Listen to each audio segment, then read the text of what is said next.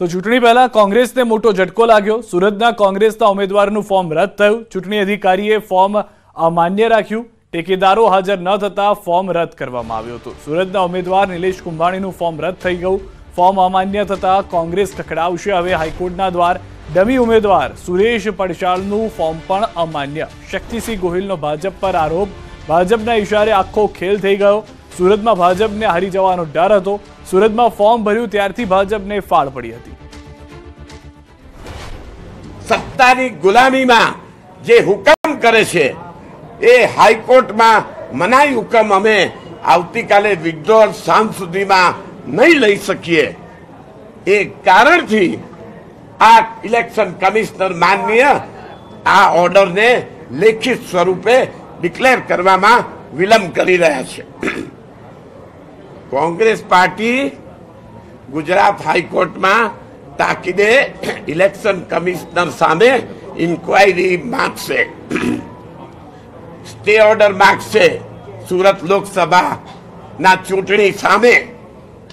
અને ભાજપના ઉમેદવાર જેનું ફોર્મ મંજૂર કર્યું છે એમણે એફિડેવિટનો વાંધો આપ્યો છે એમની સામે ફોર્જરીના કેસ કોંગ્રેસ પાર્ટી તરફથી કરવામાં આવશે।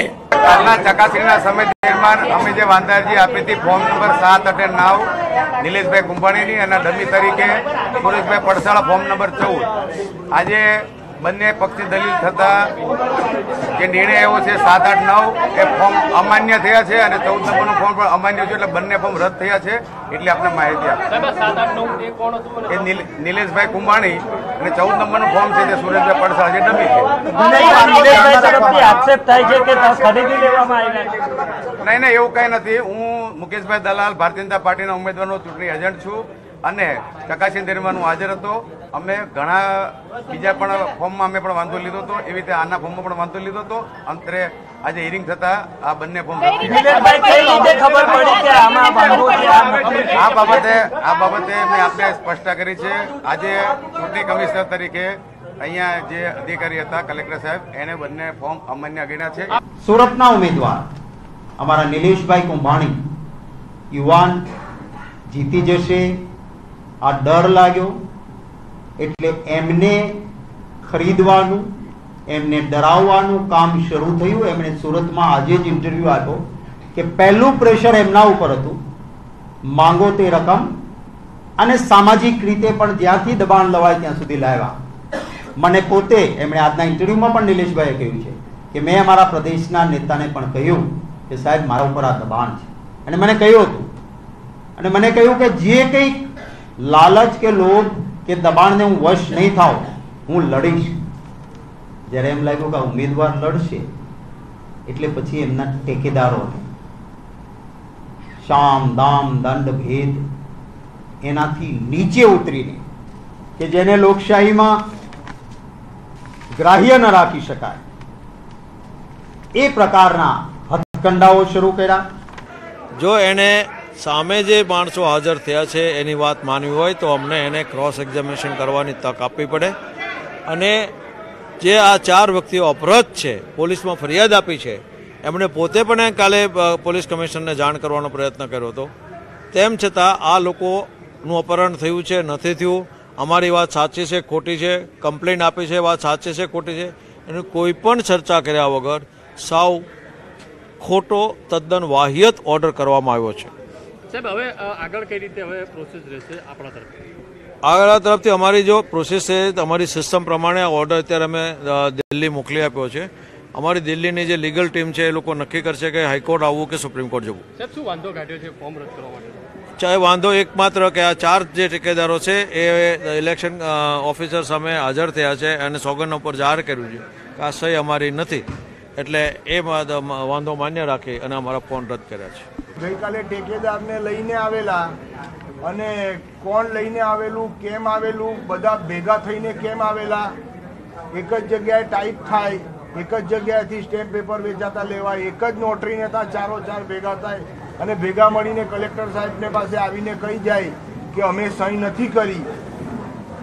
અમે સાહેબને કહ્યું કે વાંધા અરજી જે છે એમનું એફિડેવિટ છે એમાં સહી કરી છે તે અને અમે અમારી ઉમેદવારી પત્રકમાં જે સહી છે બે ટેલી કરી લો તમે.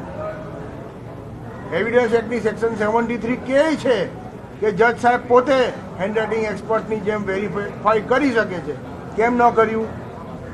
ઇલેક્શન કમિશન ઓફ ઇન્ડિયાની હેન્ડબુક છે એની અંદર સ્પષ્ટ લખ્યું છે કે પ્રિઝમ્પશન જે થાય એ કેન્ડિડેટની ફેવરમાં થવું જોઈએ. અહીંયા પ્રિઝમ્પશન જે છે એ રિબર્ટ કરી દેવામાં આવે. શું મતલબ છે? અમરેલીથી પણ કોંગ્રેસને રાહતના સમાચાર મળ્યા. અમરેલી લોકસભા બેઠકના કોંગ્રેસના ઉમેદવાર જેનીબેન ઠુમ્મરનું ઉમેદવારી પત્ર માન્ય રખાયું છે. ઉમેદવારી પત્રમાં કેટલીક વિગતો છુપાવવામાં આવી હોવાનો આક્ષેપ સાથે ભાજપે કરેલી વાંધા અરજીની સુનાવણીમાં જેની ઠુમ્મરની ઉમેદવારી યોગ્ય હોવાનું જાહેર થતાં કોંગ્રેસને રાહત મળી છે. ભાજપે આરોપ લગાવ્યો હતો કે જેની ઠુમ્મર દ્વારા રજૂ કરવામાં આવેલા સોગંદનામામાં કેટલીક મિલકતોની વિગતો તેમજ તેમના પતિ દ્વારા લેવામાં આવેલી લોનની વિગતો છુપાવવામાં આવી છે. આ મુદ્દે ગઈકાલે ગૂંચવાયેલો મામલો આજે રવિવારે થાળે પડ્યો હતો. લગભગ 1.5 કલાક સુધી બંને પાર્ટીના આગેવાનો અને લીગલ ટીમના લોકોને સાંભળ્યા બાદ મુખ્ય ચૂંટણી અધિકારીએ જેની ઠુમ્મરનું ઉમેદવારી પત્ર માન્ય રાખ્યું હતું. આ મામલે કોંગ્રેસના નેતા વિરજી ઠુમ્મરે પણ લોકશાહીની જીત થઈ હોવાનું કહ્યું.